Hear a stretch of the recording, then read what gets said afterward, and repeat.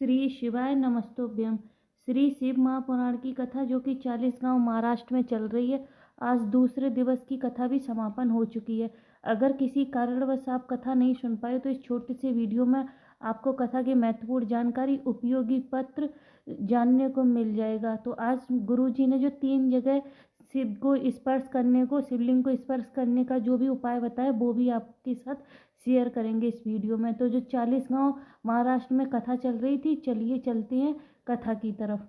तो आज की कथा कुछ इस प्रकार से शुरू हुई कि गुरुजी ने कहा, शिव और राम में कोई अंतर नहीं है, क्योंकि शिव राम की आराधना करते हैं और राम शिव की आराधना करते हैं। फिर गुरुजी ने कहा कि हम किसी के भी घर में पैदा तो हो जाते हैं, लेकिन हम हमारे अंदर की इंसानियत को नहीं जगा पाते हैं, वह ख़त्म हो जाती है।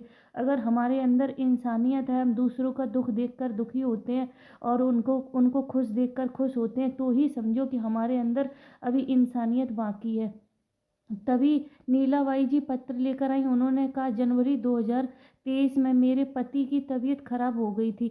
जांच कराई तो उनको गठान निकली, तबीयत ज़्यादा ही खराब हो गई थी। डॉक्टर ने ऑपरेशन को बोला था और पैसे भी नहीं थे, तो कैसे उनका अस्पताल में इलाज करवाते। फिर हम सरकारी हॉस्पिटल उनको ले गए और वहाँ दिखाया। तो जब उनके गांठ की जांच होने के लिए गई तो उनको कैंसर बताया। हम सब लोग घबरा गए थे।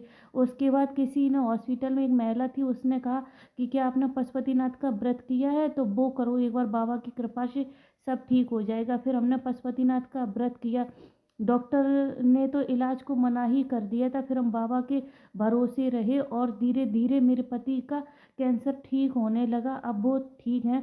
बाबा का धन्यवाद करने आई हूँ। गुरु जी ने कहा, अगर शिव जी का पूजन अगर आप करते हो तो सबसे पहले तो वो आपको निरोगी काया ही प्रदान करते हैं। उनका पूजन करने का सबसे पहला यही फल है कि वो आपको निरोगी काया देते हैं। तभी ममता जी भी पत्र लेकर आई। उन्होंने कहा, हमने पहली कथा आपकी मालेगांव में सुनी थी और मेरी सासू माँ जो कि बिस्तर पर पड़ी रहती थी, पलंग पर ऐसे ही पड़ी रहती थी, वो चल फिर नहीं पाती थी। तब ने आपकी मालेगांव में कथा सुनी और वहाँ से थोड़ी सी मिट्टी उठा के ले गए। मेरी सास ने पूछा, क्या लेके आई हो, तो हमने कहा मिट्टी लेके आई है, वहाँ से कल से आपको यही लगाऊंगी। और बाबा की कृपा का क्या वर्णन करूं कि जो पलंग पर पड़ी रहती थी अब धीरे धीरे ठीक होने लगी हैं। बाबा का धन्यवाद करने के लिए आई हूँ। गुरुजी ने कहा, अगर डॉक्टर गुरुजी ने आज उपाय बहुत अच्छा शेयर किया है। शिव जी को 3 जगह स्पर्श करने का महत्व बताया है। तो गुरुजी ने सबसे पहले बताया है कि पहला उपाय यह बताया, गुरुजी ने कहा कि अगर कभी भी ऐसे बच्चा गर्भ में है, डॉक्टर ने बोल दिया कि यह ठीक नहीं है, यह बच्चा सही नहीं है, तो गुरुजी ने बताया है कि गणेश और कार्तिकेय का जो शिवलिंग पर स्थान होता है उसको 7 बार छूने से, और श्री शिवाय नमस्तोभ्यम मंत्र बोल सकते हो आप, ओम नमः शिवाय बोल सकते हो, या महामृत्युंजय मंत्र का जाप कर सकते हो। और अपने उदर पे, अपने गर्भ पे उसको हाथ से स्पर्श कर लेना है। उनके पैर दबा दबा के छूने हैं, उसके बाद वह हाथ अपने गर्भ पे लगा लेना है। उसके बाद डॉक्टर को 15 दिन बाद आप जांच कराने जाओ तो डॉक्टर बोल देंगे कि यह बच्चा पूरी तरह से ठीक है, यह स्वस्थ है। और गुरुजी ने दूसरी जगह शिवलिंग को स्पर्श करने के लिए बताया, वह है अशोक सुंदरी का स्थान। गुरुजी ने कहा, अशोक सुंदरी के स्थान पर जल चढ़ाकर, शिव जी पर जल चढ़ाकर वहाँ पर आपको बेलपत्री चढ़ा देनी है अशोक सुंदरी पर। उसके बाद वह बेलपत्री उठाकर आपको शिव जी पे चढ़ा देनी है और अशोक सुंदरी के स्थान को स्पर्श करके आपको और अपने मन की जो भी आपकी बात है वो आपको बोल देनी है। गुरुजी ने कहा, ऐसा हो नहीं सकता कि 2 से 3 महीने में आपका रिश्ता पक्का ना हो। यह अगर आपका रिश्ता पक्का नहीं हो रहा है तो आपको यह उपाय करना है अशोक सुंदरी वाला। तो यह 2 जगह का हो गया। और तीसरा स्थान वो है जो माता पार्वती के जो हस्त कमल होते हैं, जो उनकी जलाधारी होती है हस्त कमल। अगर किसी को हार्ट अटैक है या पाइप डालने को बोल गया या कहीं भी एक्सीडेंट हो गया या कोई भी ऐसी तरह की समस्या है, अगर वो नहीं भी जा रहा है तो आप उसका नाम गोत्र बोलकर यह उपाय कर सकते हो। और जिसको भी समस्या अगर वो जा रहा है तो जलाधारी पर स्पर्श करके, अपने हाथों से स्पर्श करके और अपने मन की बात अगर बाबा से बोल देते हैं तो बाबा उसको अवश्य ही पूरा करते हैं। तो यह गुरुजी ने 3 उपाय आज बताए हैं जलाधारी को स्पर्श करने के, शिव जी को स्पर्श करने के। तभी स्वाति जी पत्र लेकर आई। उन्होंने कहा 2012 में मेरी शादी हुई थी। शादी को मेरे 2.5 महीना हुआ था कि मेरा गर्भ ठहरा और मेरा मिसकैरेज हो गया। उसके बाद फिर से मेरा गर्भ ठहरा और मेरे बेटा हुआ, जो कि 3.5 महीने का होके समाप्त हो गया। उसके बाद मेरे 2 और मिसकैरेज हुए। उसके बाद फिर एक मेरा बेटा हुआ, उसको सब जगह दिखाया लेकिन वह ठीक नहीं हुआ, शांत हो गया। ऐसे ऐसे करके मेरी 7वीं बार जब मैं माँ बनी तो डॉक्टर ने कहा कि इन बच्चों की श्वास नहीं है, बच्चे विकलांग होंगे, आप ये बच्चे मत रखो। लेकिन हम बाबा के भरोसे रहे और उन बच्चों का जन्म 6.5 महीने में ही हो गया।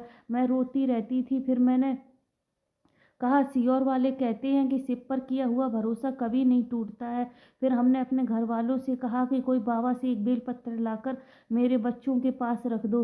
फिर उनके पास बेलपत्री रखी गई और वो वेंटिलेटर पर डाल दिए और बाबा की कृपा से मेरे बच्चे दोनों, बेलपत्री रखी तो बाबा की कृपा से मेरे बच्चे धीरे धीरे ठीक होने लगे और वह विकलांग भी नहीं हुए, ठीक हो गए।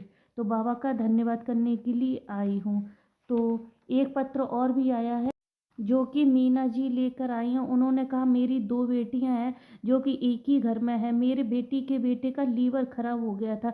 डॉक्टर ने उसको ऑपरेशन को बोला और ऑपरेशन के बाद भी वह बच्चा ठीक नहीं हुआ। 1.5 महीने बाद उसकी और ज़्यादा हालत ख़राब हो गई। पहले ही ऑपरेशन में 4 लाख रुपए का खर्च हो चुका था। डॉक्टर ने दोबारा ऑपरेशन के लिए बोला।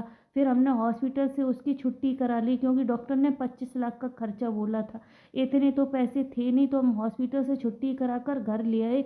हमने कहा चलो बाबा के भरोसे तब तक बाबा का जल पिलाते हैं, और हम लोग अपना पैसों का भी इंतजाम करने लगे।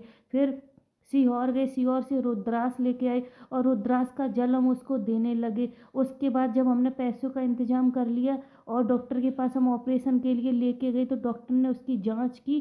तो डॉक्टर ने कहा इसका लीवर तो काम करने लगा है, अब आपको ऑपरेशन की ज़रूरत नहीं पड़ेगी। तो बाबा का धन्यवाद करने आए हैं। बाबा की कृपा से उसका लीवर काम करने लगा और उसका ऑपरेशन भी नहीं कराना पड़ा।